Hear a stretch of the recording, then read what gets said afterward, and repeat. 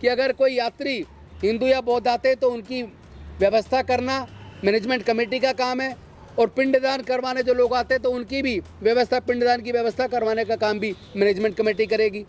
यानी कि पूरा का पूरा बुद्धिस्ट विचारधारा के खिलाफ काम महाबोधि टेम्पल के अंदर हो रहा है। क्या देश की सरकार को या राज्य सरकार को ये दिख नहीं रहा है?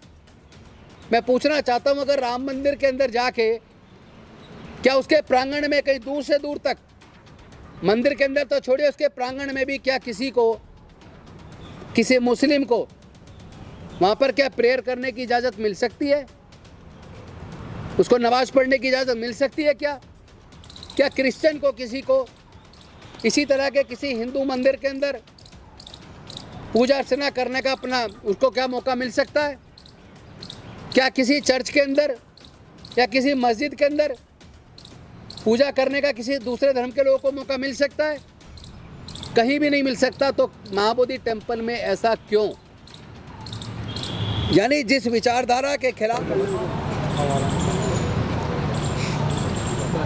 स्टार्ट करें। नमो बुद्धाय, जय भीम, जय भारत, जय संविधान, जोहार। साथियों, सबसे पहले तो मैं तमाम मीडिया बंधुओं का स्वागत करता हूं आज की इस प्रेस कॉन्फ्रेंस में। सवाल ये कि ये प्रेस कॉन्फ्रेंस हमें क्यों करनी पड़ी? तो प्रेस कॉन्फ्रेंस करने का असली वजह यह है कि जो बोधगया स्थित महाबोधि महाविहार है, उसके अंदर जिस तरह बौद्धों की बजाय उसके संचालन करने पर पूर्ण कब्जा ब्राह्मणों का है, ये किसी भी दृष्टि से उचित नहीं है। अगर इसके इतिहास में जाएं तो पता चलेगा कि आज़ादी से पहले से लंबे समय तक महाबोधि टेम्पल को पूर्णतया बौद्धों को सौंपा जाए, इसका आंदोलन चल रहा था। जिसके बाद एक कमेटी का गठन किया गया जिसमें राजेंद्र प्रसाद, राहुल सांकृत्यायन वगैरह को रखा गया। उन्होंने विजिट किया, अपनी रिकमेंडेशंस दी। उस रिकमेंडेशंस के खिलाफ राहुल सांकृत्यायन थे, लेकिन उसके ऊपर 1949 के अंदर बुद्धिस्ट टेम्पल मैनेजमेंट कमेटी का एक एक्ट बना, और उस एक्ट में कुछ ऐसे प्रोविज़न किए गए जिसमें एक बात तो ये थी कि उसके अंदर मेजॉरिटी में हिंदू होने चाहिए। दूसरा ये था कि उसका चेयरमैन डीएम होना चाहिए, और डीएम भी ब्राह्मण।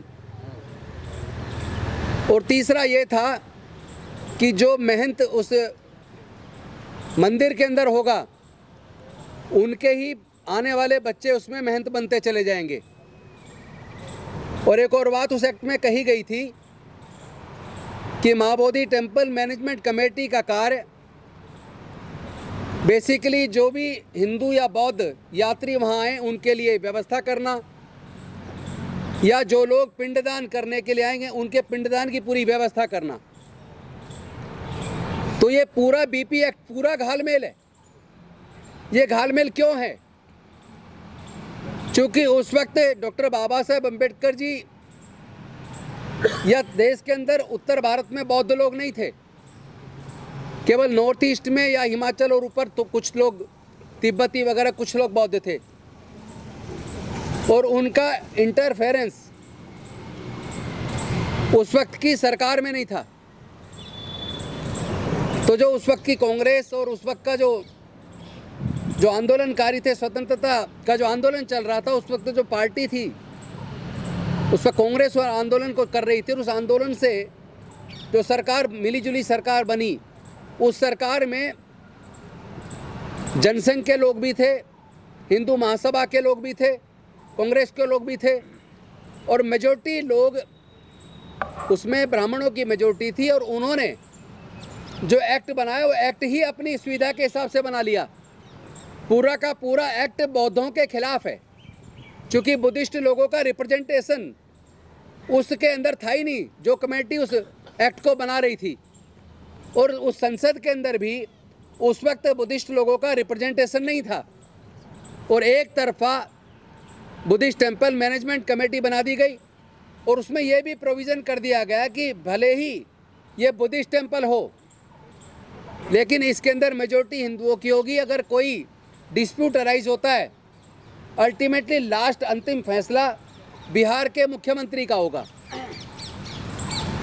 इसके बाद भंते सुरई ससई जी के नेतृत्व में अब से 25-30 साल पहले महाबोधि टेम्पल की मुक्ति का आंदोलन चला। उस आंदोलन के बाद केवल इतना बदलाव हुआ कि जो उसमें एक व्यवस्था थी कि डीएम हिंदू ब्राह्मण होना चाहिए, ब्राह्मण की बजाय उसमें हिंदू कर दिया कि कोई भी हिंदू जो डीएम होगा वो उसका चेयरमैन होगा। तो 4 सदस्य बौद्ध और 4 सदस्य ब्राह्मण पंडे और डीएम उसका चेयरमैन। इस व्यवस्था में भी फिर देखिए कि जो महंत है वो भी ब्राह्मण और जो 40 के करीब कर्मचारी हैं उसमें, उसके मैनेजमेंट को जो देखने वाले 40 के करीब कर्मचारी, उसमें भी मेजॉरिटी में ब्राह्मण। मैं पूछना चाहता हूं, किसी दूसरे धर्म के धार्मिक स्थल पर क्या मैनेजमेंट कमेटी में किसी अन्य धर्म के व्यक्ति को मैनेजमेंट कमेटी में कहीं पूरे दुनिया के अंदर कहीं रखा जाता है? अगर हम देखें, चाहे कोई चर्च हो तो चर्च के अंदर मैनेजमेंट कमेटी में केवल क्रिश्चियंस लोग होते हैं, ईसाई लोग होते हैं, कोई दूसरे धर्म का नहीं होता। इसी तरह मस्जिद के अंदर मैनेजमेंट कमेटी में केवल मुस्लिम लोग होते हैं, कोई दूसरे धर्म का नहीं होता। इसी तरह गुरुद्वारों के अंदर मैनेजमेंट कमेटी में केवल सिख होते हैं, कोई दूसरे धर्म का नहीं होता। इसी तरह हिंदू के मंदिरों में केवल हिंदू लोग मैनेजमेंट कमेटी में होते हैं, कोई दूसरा नहीं होता। अभी जो आपने देखा होगा साकेत नगरी, जिसको आज अयोध्या कहते हैं, वहाँ जो खुदाई हुई थी सारे अवशेष बुद्ध के निकले थे। लेकिन जब वहाँ बाबरी मस्जिद को तोड़कर राम मंदिर का निर्माण हुआ, वहाँ भी जो मैनेजमेंट कमेटी बनी उसमें भी किसी अन्य धर्म का व्यक्ति नहीं है। इसका मतलब ये तो स्पष्ट है कि महाबोधि टेम्पल को छोड़कर देश के अंदर जितने भी धर्मों के धार्मिक स्थल हैं, वहाँ उनके संचालन में उस धर्म से अलग किसी दूसरे धर्म के लोग मैनेजमेंट कमेटी में नहीं हैं। अगर पूरे देश में किसी दूसरे धर्म के धार्मिक स्थल में किसी अन्य धर्म का व्यक्ति मैनेजमेंट कमेटी में नहीं है, तो केवल महाबोधि टेम्पल में क्यों? और उसमें भी बहुमत में केवल ब्राह्मण लोग क्यों? और उस महाबोधि टेम्पल में जिस विचारधारा के खिलाफ बुद्ध ने, जिस अंधविश्वास पाखंडवाद के खिलाफ पूरा का पूरा मार्गदर्शन किया, तथागत बुद्ध की अगर फिलोसफी को पढ़ें, उनके सिद्धांतों को पढ़ें, तो उसमें कहीं भी आत्मा परमात्मा या पिंडदान करने के लिए, चमत्कार के लिए कोई स्थान नहीं, अंधविश्वास पाखंडवाद के लिए कोई स्थान नहीं है। लेकिन तथागत बुद्ध को जब ज्ञान की प्राप्ति हुई, वहाँ सम्राट अशोक जी ने महाबोधि टेम्पल का निर्माण किया था। उस महाबोधि टेम्पल में, जिसमें पूरे दुनिया की बौद्धों की आस्था का जो केंद्र है, उसके अंदर वहाँ आधे सदस्य ब्राह्मण पंडे क्यों? उसके अंदर 40 के करीब जो कर्मचारी हैं उसमें मेजॉरिटी में ब्राह्मण क्यों? उसके अंदर पिंडदान की गतिविधि क्यों? उस एक्ट के अंदर विशेष व्यवस्था क्यों की गई कि अगर कोई यात्री हिंदू या बौद्ध आते तो उनकी व्यवस्था करना मैनेजमेंट कमेटी का काम है, और पिंडदान करवाने जो लोग आते तो उनकी भी व्यवस्था, पिंडदान की व्यवस्था करवाने का काम भी मैनेजमेंट कमेटी करेगी। यानी कि पूरा का पूरा बुद्धिस्ट विचारधारा के खिलाफ काम महाबोधि टेम्पल के अंदर हो रहा है। क्या देश की सरकार को या राज्य सरकार को ये दिख नहीं रहा है? मैं पूछना चाहता हूँ, अगर राम मंदिर के अंदर जाके क्या उसके प्रांगण में कहीं दूर से दूर तक, मंदिर के अंदर तो छोड़िए, उसके प्रांगण में भी क्या किसी मुस्लिम को वहाँ पर क्या प्रेयर करने की इजाज़त मिल सकती है? उसको नमाज पढ़ने की इजाज़त मिल सकती है क्या? क्या क्रिश्चियन को किसी को इसी तरह के किसी हिंदू मंदिर के अंदर पूजा अर्चना करने का अपना उसको क्या मौका मिल सकता है? क्या किसी चर्च के अंदर या किसी मस्जिद के अंदर पूजा करने का किसी दूसरे धर्म के लोगों को मौका मिल सकता है? कहीं भी नहीं मिल सकता। तो महाबोधि टेम्पल में ऐसा क्यों? यानी जिस विचारधारा के खिलाफ जीवन का एक मार्ग, दुखों से मुक्ति का मार्ग तथागत बुद्ध ने दिया, मोक्ष प्राप्त करने का जो रास्ता तथागत बुद्ध ने बताया, उसके पूरे खिलाफ जाकर एक व्यवस्था महाबोधि टेम्पल में बना दी गई उस वक्त की सरकार के द्वारा। लेकिन समय समय पर भारत के संविधान में भी अमेंडमेंट हुए। अभी आपने देखा होगा Indian evidence act, Indian penal code, criminal procedure code के अंदर भी अमेंडमेंट हुआ है। अगर बाकी कानूनों में समय के हिसाब से, ज़रूरत के हिसाब से अमेंडमेंट हो सकता है, या ऐसे अनेकों कानूनों को रद्द भी किया गया है इस सरकार के द्वारा, तो मैं पूछना चाहता हूं कि केंद्र की सरकार से भी और बिहार की सरकार से भी, विशेष रूप से नीतीश कुमार जी से, कि इस एक्ट को रिपील करने की डिमांड वर्षों से चल रही है कि बीटी एक्ट 1949 एक्ट को रद्द किया जाए और इसके स्थान पर दूसरा एक्ट लाया जाए जिससे यहाँ अंधविश्वास, पाखंडवाद वाली सारी गतिविधियों को बैन लगाया जाए, इसका पूर्ण संचालन बौद्धों को सौंपा जाए और उसमें ब्राह्मणों का कोई इंटरफेरेंस या मैनेजमेंट कमेटी में सदस्यता नहीं होनी चाहिए। इन्हीं मांगों को लेकर हम लोग लगातार पिछले 12 तारीख से हमारे लोग भूख हड़ताल पर हैं। पूरे देश के अनेकों जिलों में लोग धरना प्रदर्शन करके ज्ञापन सौंप रहे हैं।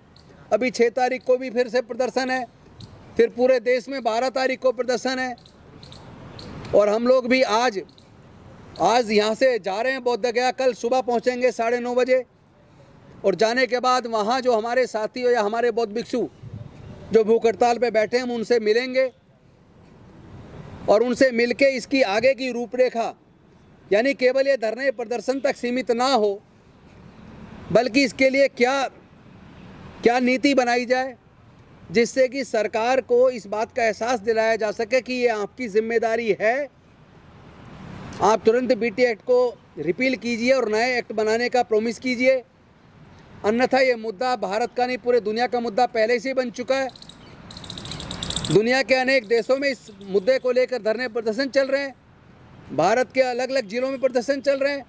और एक और सच्चाई मैं आप सबके सामने रखना चाहता हूँ कि भारत के इतिहास को पढ़ने और खंगालने के बाद यह बात साबित हो जाती है कि देश के आदिवासी, देश के दलित, देश के पिछड़े और देश के कन्वर्टेड माइनॉरिटीज़ के लोग, चाहे वो सिख बने हों, चाहे वो ईसाई बने हों, चाहे वो मुस्लिम बने हों, उनका अगर इतिहास देखेंगे तो उनके भी पूर्वज, आदिवासियों के भी पूर्वज, दलितों के भी पूर्वज, पिछड़ों के भी पूर्वज और जो कन्वर्टेड रिलीजियस लोग हैं उनके भी पूर्वज, तमाम पूर्वज हमारे बौद्ध थे।